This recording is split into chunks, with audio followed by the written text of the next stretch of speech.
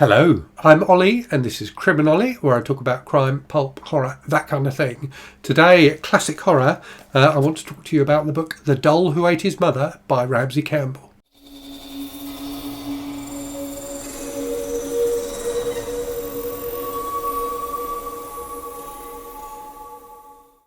So this is part of my ongoing series, Carry On Screaming, where I'm talking about British horror novels from the 70s and 80s. The Doll Who Ate His Mother is from 1976, the same year as last month's book, Night of the Crabs. It could not be more different from Night of the Crabs. So Night of the Crabs was a very silly, very pulpy story about killer crabs coming out of the sea, like giant killer crabs coming out of the sea and pincing people, chopping their heads off and so on and so forth. So full of gore and completely unbelievable. The Doll Who Ate His Mother is a much less graphic, but much more kind of unsettling and uncanny book, which is paints quite a realistic portrayal of Britain at the time, so in the 70s, much like James Herbert's The Rats, which I talked about a couple of months ago, but weaves into that kind of realistic portrayal a genuine sense of kind of dread and weirdness, which just works brilliantly. It was Ramsey Campbell's first book, so it came out almost 50 years ago, and he's still writing and publishing today. So he's had a very long and respected career off the back of this book, or starting with this book anyway. So let me tell you what it's about. So it starts with this young woman called Claire and her brother who are driving at night in their car, and there's a car crash and her brother is killed, and this all happens right at the start of the book, and that's when the weird stuff starts happening, because his arm inexplicably disappears from the scene of the crash. Claire then meets an author who is writing a book, which he says is about the man who caused their car to crash. And this author tells her that this guy has been involved in a load of other kind of weird events like that, where people were hurt. And the book then kind of progresses with Claire and this author trying to find out more about this guy and what he's doing. And it becomes more and more weird and unsettling as it goes on. And as I said, it's not a book that's filled with gore or anything like that. What it's about is these kind of small random acts of cruelty that, like the car crash, that are just odd and inexplicable and kind of horrible, but not not dramatically gory or anything like that. But this stream of weird unpleasantness, which gives the book a really, really eerie feel. And it's a slow build as well. It's not a very long book. It's 200 pages, but there's a slow build as the book progresses. That kind of as the weirdness and tension kind of ramps up until you get to the end, which is quite dramatic and really unsettling.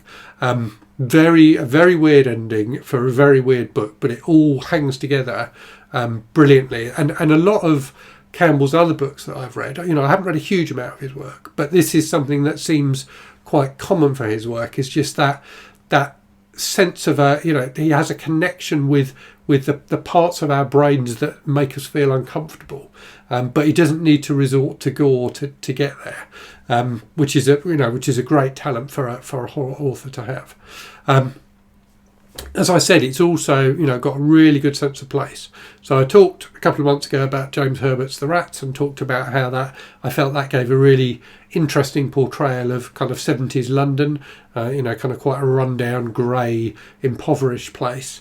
The Doll Who Ate His Mother is set in Ramsey Campbell's hometown of Liverpool, and is similar in a lot of ways. It's got that kind of rundown, dreary 70s feeling, which if you ever watch any film made in the 70s in the UK, you see that kind of concrete and rain kind of a vibe going through it, but also the the kind of the fairly recent devastation that the Second World War had wrought on a lot of the cities in the country through German bombing raids of Britain.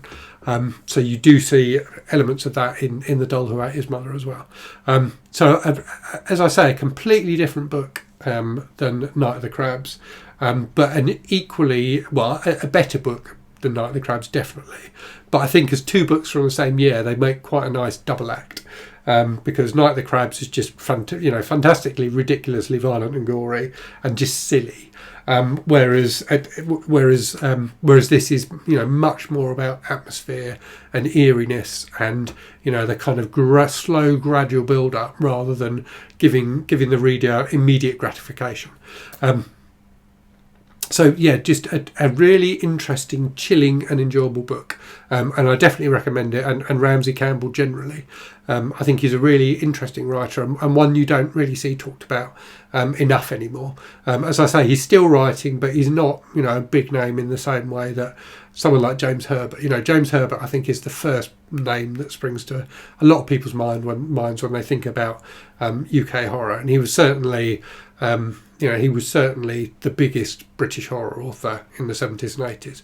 I think his books are more crowd pleasers than Ramsey Campbell's, which are a bit more kind of introspective and slow and atmospheric, but definitely worth reading as well. So, time for a random book from the shelves. I thought I would go with something kind of horror related, but completely different to The Doll Who Ate His Mother. So I've gone with a non-fiction book, If Chins Could Kill, the memoirs of actor Bruce Campbell, best known as the star of the Evil Dead franchise, where he played the character Ash. So someone who seems like a really interesting and likeable guy. So he comes across in interviews as being very kind of very humble and just someone who considers himself lucky to have managed to make a career out of mucking about in front of the camera, basically. And I think this book supposedly has some interesting insights into low-budget filmmaking as well, which is something that always interests me. So definitely one I need to get to soon. So I hope you found that interesting. Let me know if you're a fan of Ramsey Campbell or if you've read The Doll Who Ate His Mother.